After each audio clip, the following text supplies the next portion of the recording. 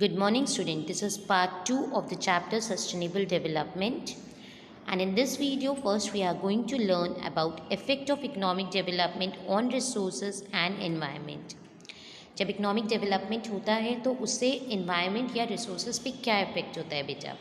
First one is pollution.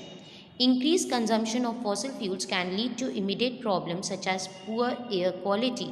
जब हम fossil fuels use करते हैं तो उससे क्या हो जाता है, एयर में पोल्यूशन बहुत ज़्यादा हो जाता है.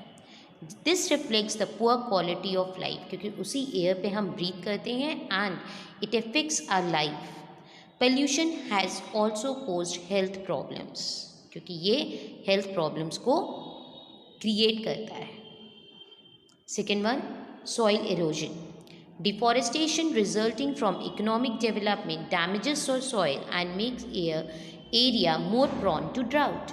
जो डिफॉरेस्टेशन करते जा रहे हैं, हम सारे ट्रीज़ को कट करते जा रहे हैं for the establishment of more and more industries, वो सॉइल को डैमेज कर रहा है. उसकी वजह से ड्राउट बहुत ज़्यादा बढ़ रहा है, सूखा बहुत ज़्यादा होगा.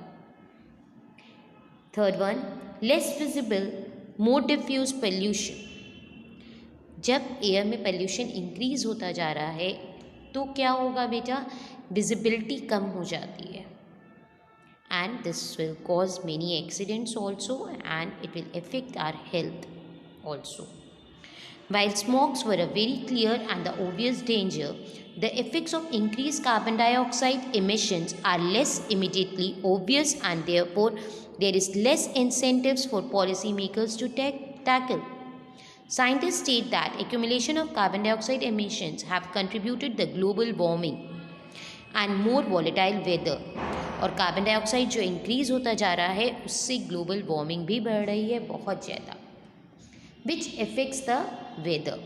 All this suggest economic growth is increasing long term environmental cost not just for the present moment but for the future generations also.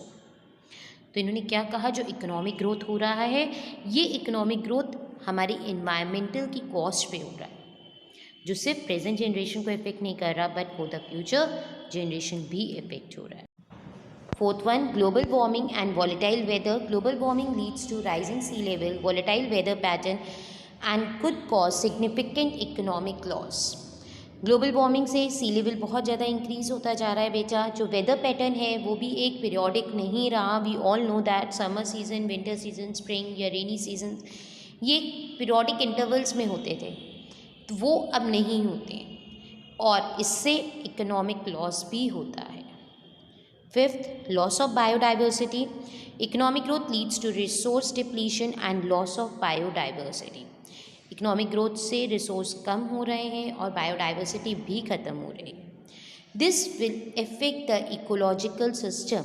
ये इकोलॉजिकल सिस्टम को बहुत ज़्यादा इफेक्ट करेगा बेटा. There is uncertainty about the extent of this cost as the benefit of the lost genetic maps may never be known. Because आपको जो ये ecological system effect हो रहा है, जो स्पीशीज़ इस समय नहीं है, इस समय ख़त्म हो चुकी हैं, उनके बेनिफिट्स कहीं हमको पता भी नहीं है, तो इसकी कॉस्ट को आप डिटरमाइन भी नहीं कर सकते. Economic growth leads to a resource depletion and loss of biodiversity. This could harm future carrying capacity of ecological systems for the economy. Though there is uncertainty about the extent of this cost as the benefit of the lost genetic maps may never be known.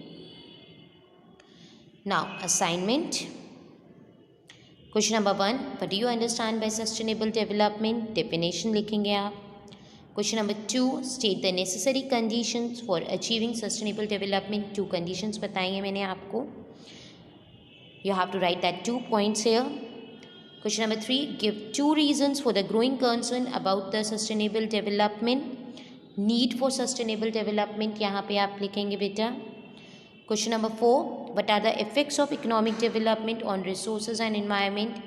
Last जो answer मैंने आपको करवाया है, that is the same answer, effects of economic development on resource and environment. Any 4 points you will write it here. Complete these answers in your copies. Thank you, students.